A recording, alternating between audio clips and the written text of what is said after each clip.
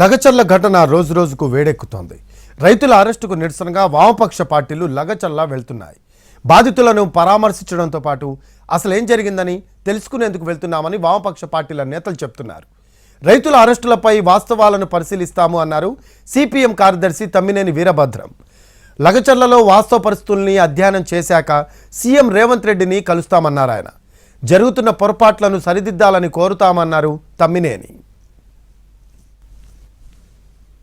TRS పార్టీని నువ్వు తన్ని లేపి మీరు తెచ్చుకుంటున్నావు. ఇప్పుడు ఈ పాపం మీ కాంగ్రెస్ ప్రభుత్వం తప్ప ఇంకోటి కాదు. నీ కాంగ్రెస్ మీద వ్యతిరేకతతో ఇంకోటి మీద ప్రేమతోటే చెప్పే మాట కాదు ఇది. ఈయన రైతుల గురించి ఏం మాట్లాడినా, ఆ రైతుల గురించి ఏం మాట్లాడినా ఇద్దరు దొంగలే, ఇద్దరు రైతులకు వ్యతిరేకమే. రైతుల భూములు లాక్కోవడంలో అందరూ ఒకటే.